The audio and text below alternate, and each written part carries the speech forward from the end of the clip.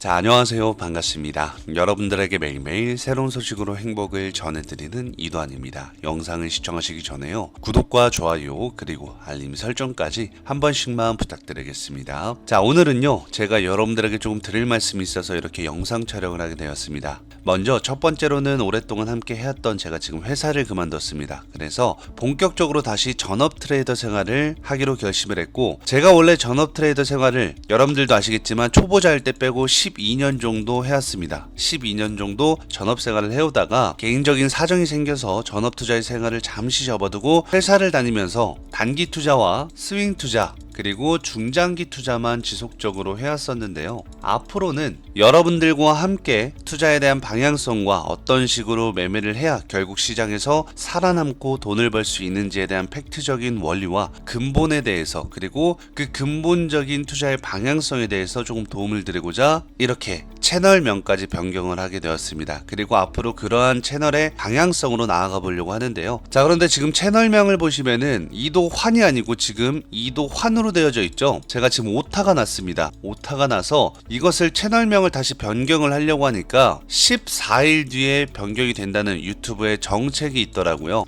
그래서 당분간은 그냥 채널명을 이렇게 두고 영상 촬영을 해보려고 합니다. 나중에 뭐 변경을 하더라도 우선은 변경이 안 되니까 이러한 부분은 여러분들께서 조금 알고 계시면 좋으실 것 같고요. 자, 그러면 먼저 화면에 보이시는 것처럼 투자를 하는 데 있어서 가장 중요하게 봐야 될 5가지 팩트적인 부분을 설명드리면서 앞으로 상승할 종목이 무엇인지, 그리고 하락할 종목이 무엇인지, 즉 코인 시장의 원리를 설명을 드리려고 합니다. 그리고 반대로 시장의 지수와, 즉 이거는 나스닥을 말을 하는 거겠죠. 이 나스닥 지수와 비트코인에 대한 방향성을 왜 그렇게 봐야 되는지, 그리고 이런 것을 보면서 어떻게 투자를 해야 좀 더 나은 방향성으로 여러분들이 수익 실현을 자주 할 수 있는지에 대해서도 조금 팩트적인 부분을 말씀을 드리려고 해요. 그러려면 일단 여기서 가장 중요한 팩트와 근본적인 건 바로 코인 시장의 종목 선정입니다. 그 종목 선정이 가장 중요한 건 여러분들도 아실 거예요. 그렇다면은 종목 선정을 할 때는 봐야 될 게 몇 가지가 있지만 그 중에서도 시장이 있고요.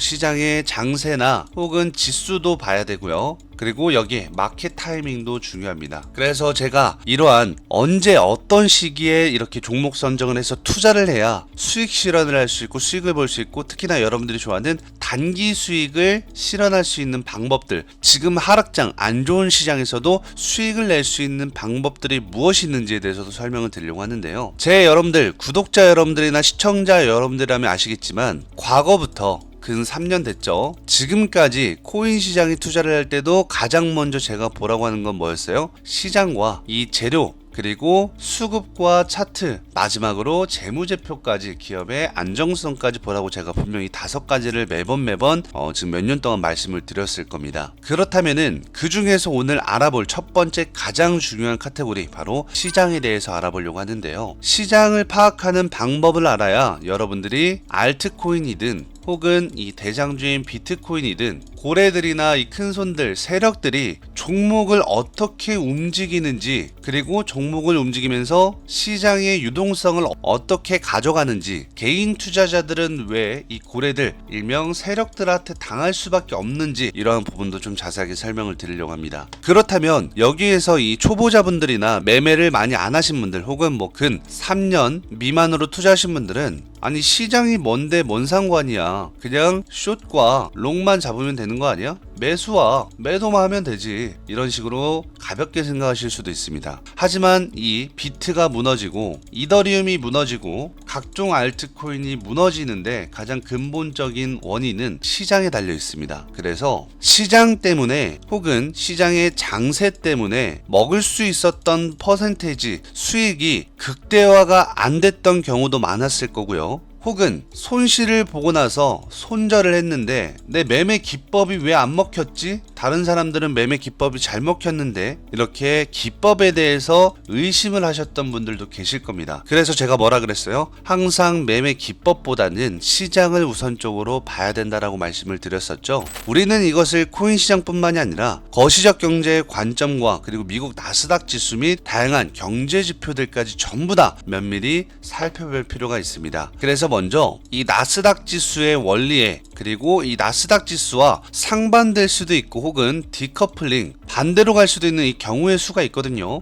그것은 바로 여러분들이 알고 있는 인플레이션이라든가 혹은 금리의 영향도 큽니다. 그래서 여기에 대해서도 오늘 설명을 드릴 거고, 어떤 시장일 때 이 비트코인과 나스닥은 디커플링으로 가는지, 어떤 시장일 때는 나스닥과 이 코인 시장이 커플링 현상으로 가는지, 그리고 인플레이션이 있고 디플레이션도 있습니다. 이런 거에 대해서도 여러분들이 헷갈려 하시는 분들이 많으신데, 이러한 것들을 아시면은 조금 더 매매를 하시는데 도움이 많이 되실 것 같고요. 첫 번째로는 시장의 포지션과 제로인데, 자, 여기에서 이게 바로 색깔을 결정을 합니다. 즉 우리로 치면은 XRP 리플 같은 경우죠. 리플이 소송에 대한 재료가 있었고, 소송에 대한 재료로 인해서 기대감이 형성이 됐었고, 그래서 작년에 2023년도 7월 달에 결국에는 재판에 승소 소식이 나와서 80%가 넘는 하루 만에 엄청난 폭등이 찾아오기도 했었습니다. 그것은 하나의 이런 재료들, 그리고 여기에는 또 테마가 있고요. 그 섹터가 있습니다. 거기에 대해서도 사람들이 기대를 할 수 있는 기대값, 그리고 혹은 그 재료에 대한 주가의 방향성, 그리고 여기에 여러분들이 아는 메이저 세력들이나 혹은 메이저 큰손들, 이 고래들이 이 재료를 어떻게 보고 강도를 어떻게 보고 과연 수급이 얼마나 들어올지, 여기에 대해서도 조금 면밀히 알아볼 필요가 있고요.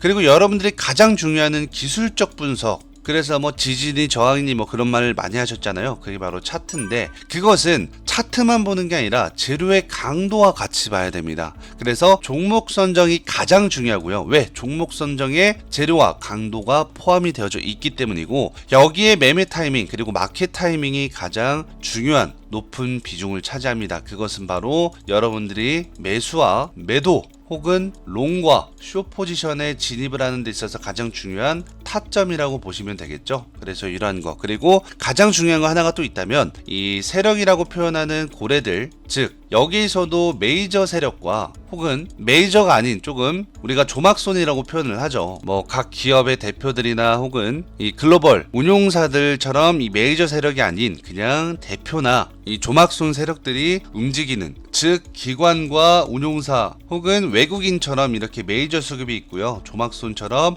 작전을 치는 세력들이 있습니다. 그래서 여기에서 이 메이저 세력들이 주가를 올릴 때는 가장 먼저 보는 게 재무제표가 가장 재료의 현실성을 결정을 합니다. 이 말은 즉 뭐냐면은 기업이 일단 탄탄해야, 그리고 여기에서 신뢰성을 얻어야 재료를 공개를 했을 때 많은 개인 투자자들이 그 재료의 부각됨과 기대값이 있으니까 그것을 믿게 되는 원리도 있거든요. 사실 기업이 탄탄하다 보면. 그게 바로 대표적인 게 이더리움이 있었고요. 그 다음에 작년 재작년에 핫했던 솔라나라는 코인이 있었습니다. 그래서 여기에 대해서도 좀 설명을 드릴 거고, 두 번째로는 자, 이렇게 보이시는 것처럼 지수 위치에 따른 시장 분위기도 봐야 됩니다. 그래서 이 지수의 위치는 바로 나스닥을 말을 하는 거고요. 이 나스닥이 아까 처음에 말했듯이 비트코인과 혹은 알트코인의 대장인 이더리움의 주가를 좌지우지할 수도 있습니다. 그리고 여기서 또 하나가 있다면은 개별주가 있을 수 있어요. 개별주는 아까 말했듯이 재료가 있거나 기대감이 있는 코인들에 대해서 말을 하는 거고요. 자, 그렇다면 체크 포인트를 두고 매수세가 지속적으로 유입이 되는 상승장 같은 경우에 어떻게 매수를 해야 되냐? 그냥 아무거나 매수해 놓고 가만히 있으면 수익 나는 거 아닌가요? 물론 시장이 받쳐주면 그것도 맞는 말입니다. 하지만 우리는 뭐예요?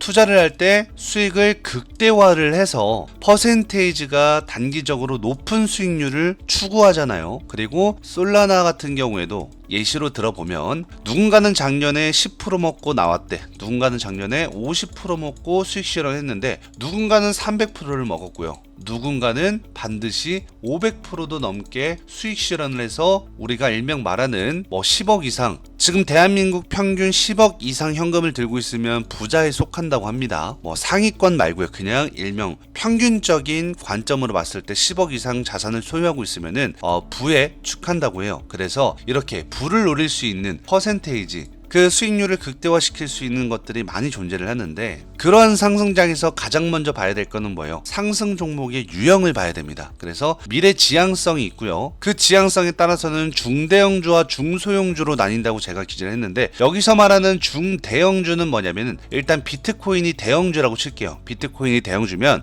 중대형주는 이더리움이 아마 시가총액이 370조가 안 될 겁니다. 이 370조부터 시작을 해서 10조까지, 이 10조까지가 중대형주에 속하고요. 중소형주는 10조부터 1조까지, 이것을 저는 중소형주라고 표현을 하겠습니다. 그렇다면은 여기서 신기한 거 하나는, 상승장이었을 때 중소형주였던 이 시가총액 10조부터 1조까지였던 기업들이 거진 뭐가 나왔다? 텐베거가 나왔다. 그 말은 뭐예요? 10배 이상 상승한 기업들이 많이 나왔다는 겁니다. 솔라나도 작년부터 1000%가 나왔습니다. 10배가 나왔어요. 그리고 여러분들도 아시겠지만 중대형주에서도 급등도 나오고 뭐 몇백 프로 이렇게 나오기도 하지만, 이렇게 텐베거 급속도로 계좌가 폭발적인 상승세를 지속하기는 쉽지 않다는 걸 아실 거예요. 하지만 여기에서 시장이 계속적으로 매수세가 지속적으로 유입이 될 때는, 우리는 단언컨대 만약에 내가 시드가 10억 이상이다 하시면은 중대형주 쪽으로 투자를 하셔야 되고, 10억 미만이다 하시면은 중소형주에 투자를 하셔도 좋은 방향성이라고 저는 보여져요. 왜? 상승장이라는 시장이 받쳐주기 때문입니다. 그리고 여기서 가장 중요한 거는 중대형주와 미래 성장주에 대한 집중을 해야 되는데, 중대형주는 일명 우리가 말하는 이더리움, 원래 자리를 잡고 있던 터줏대감이라고 하죠. 알트코인의 근본이었던 이더리움이 있다면은, 자리를 잡지 않고 있었던 중소형주, 여기 일명 많은 코인들이 예전에 나왔었죠. 상승장일 때 일단 우리가 알고 있던 도지도 결국엔 상승했을 때는 뭐예요? 시가총액이 엄청 높게 올라갔고, 도지코인만 하더라도 2021년도에 무려 1800% 이상, 즉 18배 이상 상승했던 코인으로 중소형주에 속해 있다가 갑작스럽게 엄청난 파급력을 자랑했던, 여기에는 뭐가 있어요? 매수세 메이저 세력들이 유입이 됐었다.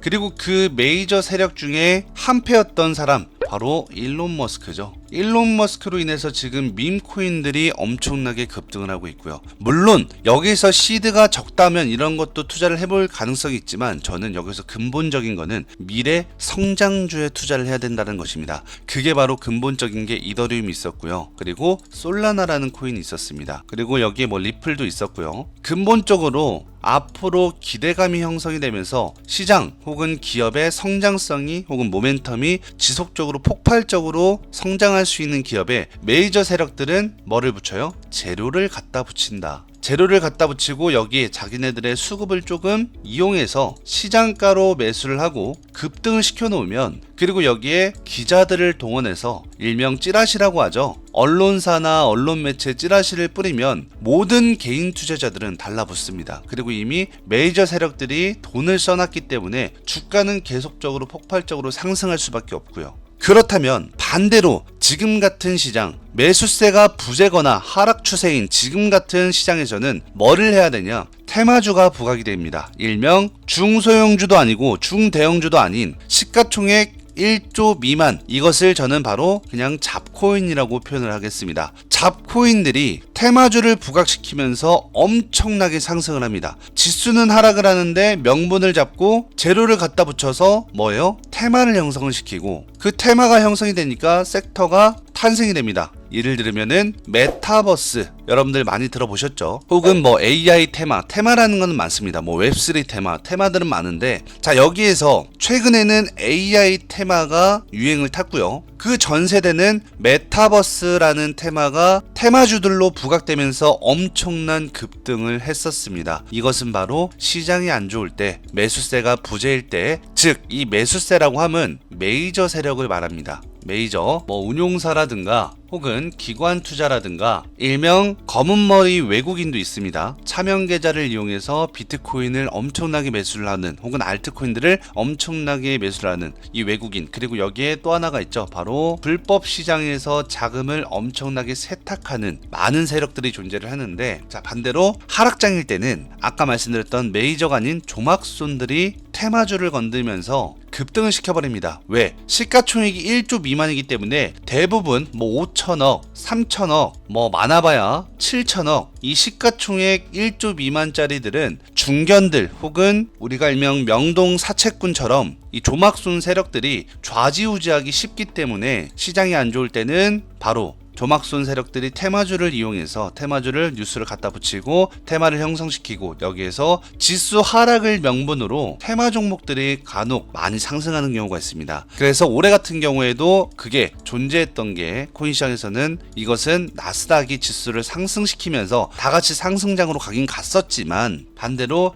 해증이라고 하죠. 지수가 하락을 할 때 몰리는 수급 주체의 테마주들, 그리고 여기에선 일명 잡코인이라고 불리기도 합니다. 잡코인이라고 하면은 잡코인의 플러스 신규 상장주까지 수급이 몰리곤 하는데요. 자, 그렇다면은 지금 같은 시장에서는 앞으로 어떻게 투자를 해야 되는지, 그러려면은 우선 비트코인의 시세를 가장 먼저 봐야 됩니다. 지금 시장을 보면은 제가 어제도 말씀드렸겠지만 이렇게 상승 추세로 가는 척 하다가 다시 물량을 털어내면서 설거지로 작업 구간에 들어왔다고 말씀을 드렸잖아요. 이것은 바로 다시 하락 추세로 전환된다는 것이고, 여기서도 보시면 아시겠지만 자, 비트코인이 지금 이렇게 보시면은 여러분들 전저점을 비트코인이 이탈을 하지 않은 것처럼 여기 보이시죠? 그런데 이거는 현물 업비트고, 업비트가 아니라 자, 이렇게 미국 달러 기준으로 이 비트코인의 USDT 가격으로 보시면은 현물과는 다르게 이 전저점을 아예 터치도 하지 않았습니다. 요 위에 있죠? 그 말은 뭐냐면은 지금 이렇게 업비트의 기준 쌍바닥을 찍은 것처럼 보이지만 미국 달러 기준 그리고 비트코인의 차트로 보면은 쌍바닥을 찍지도 않았다라는 점이에요. 그 말은 이 말이 다시 하방 추세로 오면은 쌍바닥을 찍을 가능성이 높고요. 쌍바닥을 찍을 때는 여기 매물대가 형성이 많이 되어져 있기 때문에 요 라인 부근까지 떨어질 수도, 혹은 조금 더 악재가 나온다면 그게 시장의 변동성을 좌우한다면은 이 전저점을 깨고 이탈을 할 수도 있습니다. 그럼 여기에 패닉셀 물량들이 엄청나게 손절 물량이 나오겠죠. 그럼 누군가는 여기서 분명 다시 반드시 물량을 받아낼 겁니다. 그래서 주가를 이렇게 끌어올릴 텐데, 그렇다면 우리는 여기 밑에서 어떠한 코인들을 받아내서 결국적으로 턴을 시킬 때 어떠한 코인들을 봐야 되는지, 그리고 여기에 가장 먼저 봐야 될 코인은 바로 BTC라는 겁니다. 왜? 이 코인 시장에서는 BTC, 비트코인이 항상 방향성을 결정했기 때문이고요. 자, 오늘은 이렇게 간단하게 코인 시장의 원리를 말씀을 드렸다면, 이제부터는